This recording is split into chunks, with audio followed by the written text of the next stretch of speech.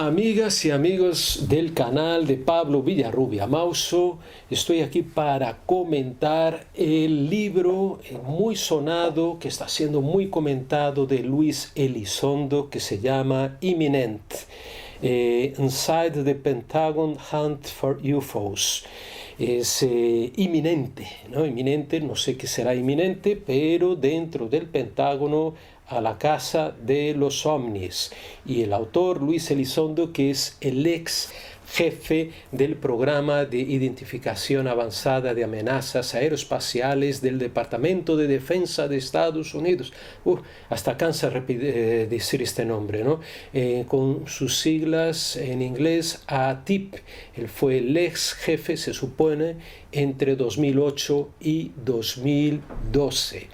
Y Elizondo, bueno, un personaje polémico porque parece que a pesar de su participación en este programa secreto que solo fue, digamos, anunciado públicamente en 2017, a lo mejor no tenía un papel tan destacado, dicen unos, otros dicen que sí, pero hay una polémica formada en torno a su actuación y sobre sus declaraciones. Yo voy a detenerme en un capítulo de un tema que conozco más, porque además he escrito por lo menos muchos reportajes, he hecho varios reportajes y aparece aquí en 3 libros míos, que es el fenómeno que él llama el capítulo Colares. Colares es una isla, ¿no?, del estado de Pará, en Brasil, la Amazonía brasileña, en que entre 77 y 78 ocurrieron una serie de incidentes donde varias personas fueron atacadas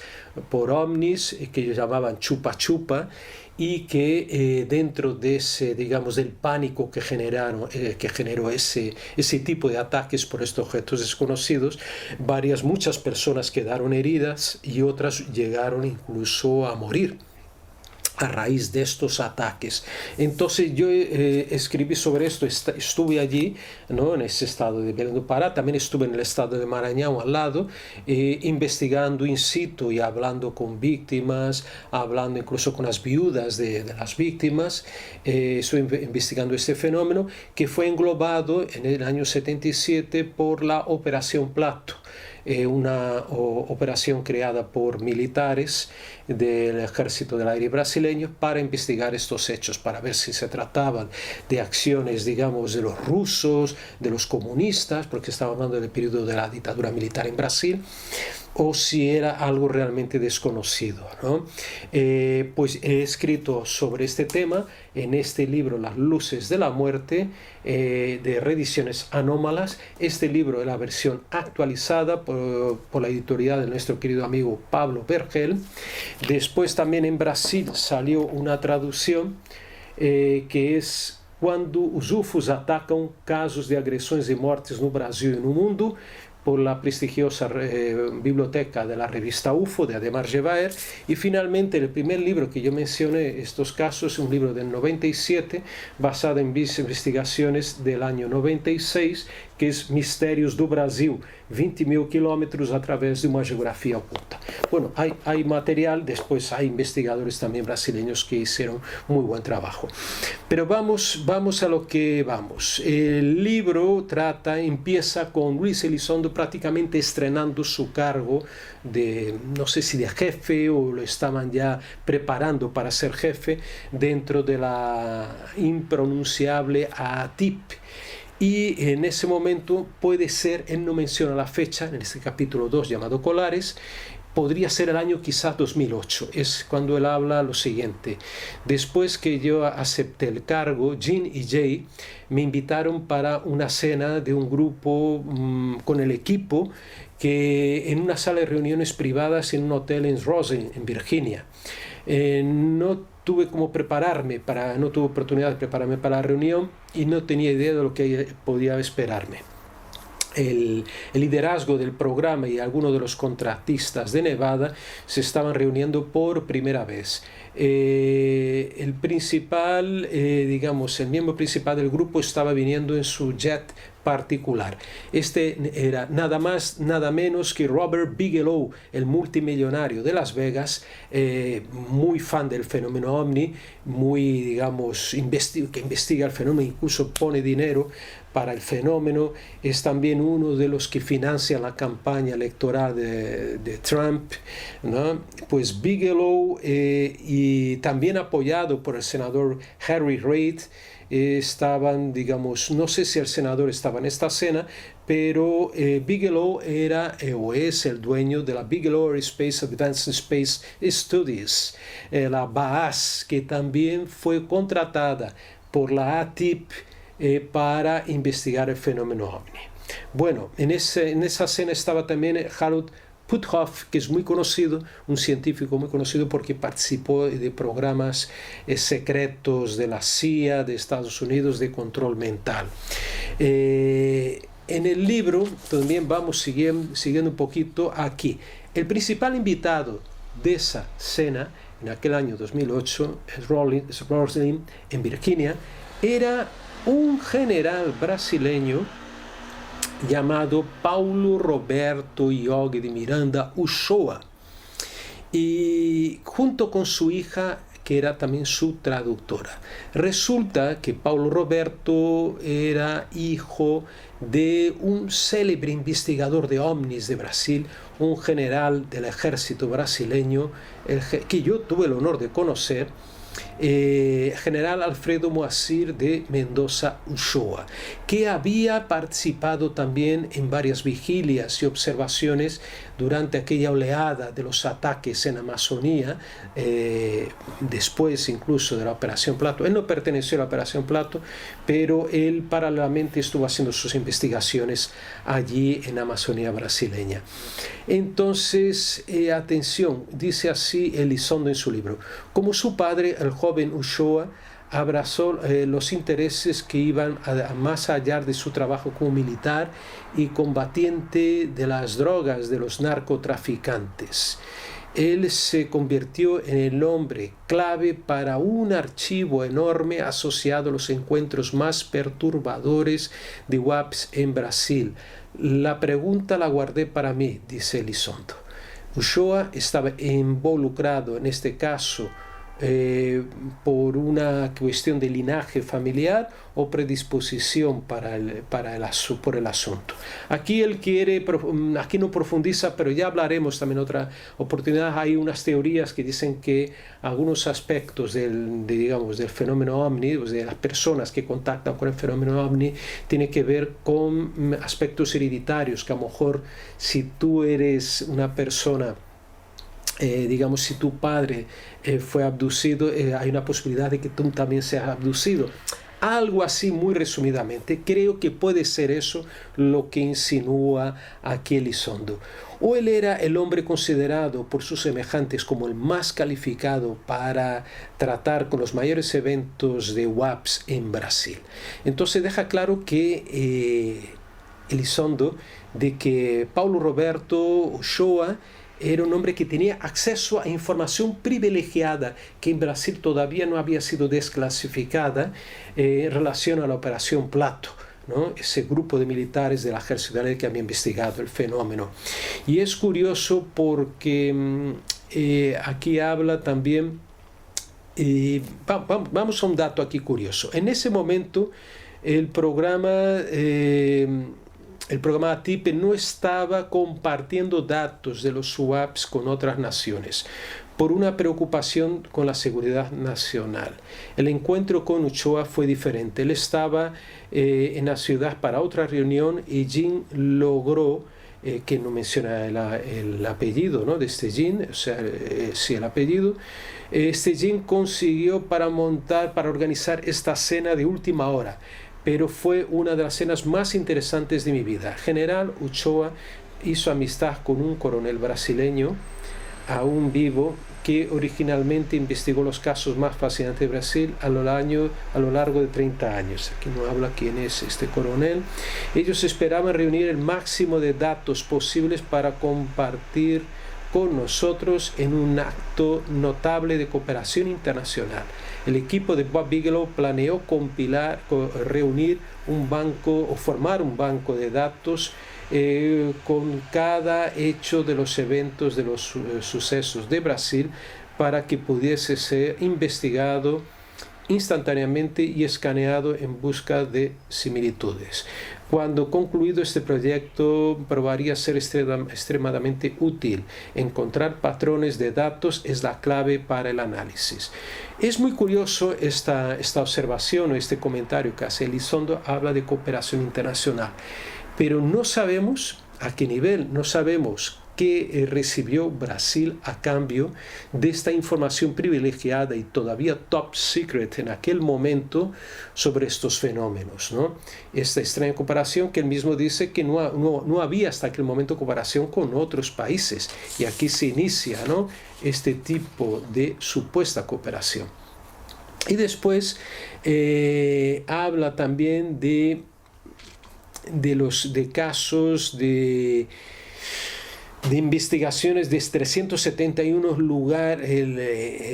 sitios en el estado de Pará donde hubo esos ataques entre 77 y 78.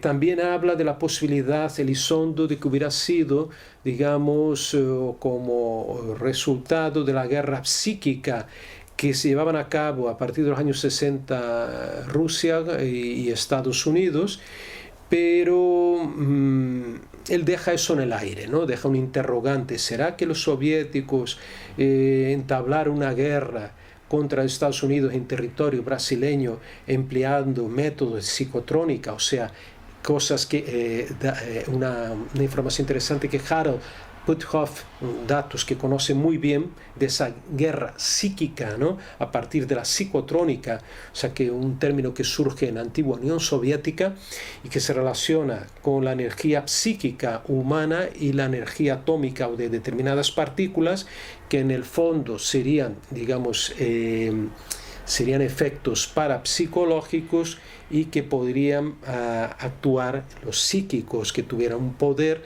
que pudieran manipular esa energía, podían proyectar esa energía a miles de kilómetros de distancia e incluso interviniendo en instrumentales y en otras mentes humanas. Pero bueno, él deja abierto, Elizondo, este tema, ¿no? Y él habla también de Bob Pratt, que ya ha hablado aquí en mi canal varias veces, que era un periodista norteamericano, que yo fui el último a entrevistarlo, a hacerle una entrevista, que la publicamos, salió publicada en la revista Más Allá antes de su muerte, y algunos le acusaban de ser agente de la CIA, mientras que él decía que era un periodista que venía de parte de la National Enquirer, allí a Brasil a hacer investigaciones. Y él habla de Elizondo de más de 3.500 archivos de caso. Dudo que sean archivos, será, me imagino, 3.500 expedientes, pero este dato no lo tengo porque muchos expedientes no fueron desclasificados y están desaparecidos. Se supone que fueron a parar a Estados Unidos. Quizá después de este acuerdo, ¿no?, entre el general brasileño y las autoridades de la ATIP vinculadas a la Agencia de Inteligencia y de Defensa de Estados Unidos, que por su turno está relacionada con el Pentágono.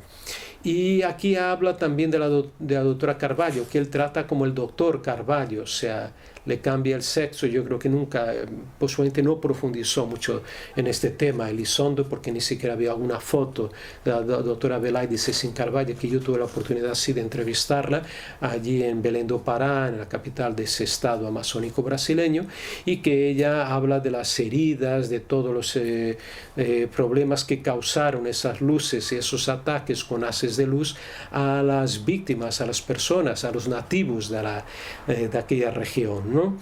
Y él habla también de 10 muertos. Esta cifra no sé de dónde la saca, porque la doctora Belaide me habló de 2 muertos, por lo menos verificados por ella, y el resto no se sabe. Quizás sean otros 6 muertos, pero no sería en esta época, sería más tarde, en 1982.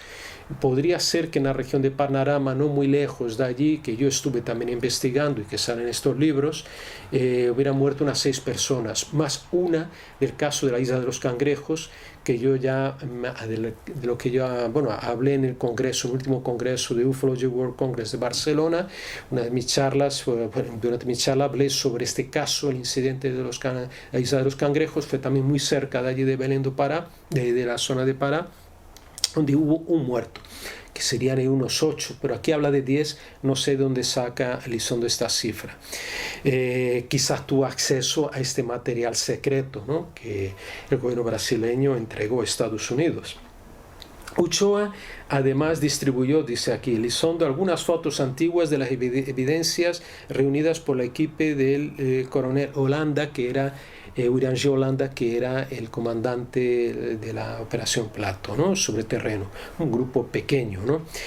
Y se quedó impactado Elizondo por las imágenes de las víctimas con sus heridas y mirada de terror.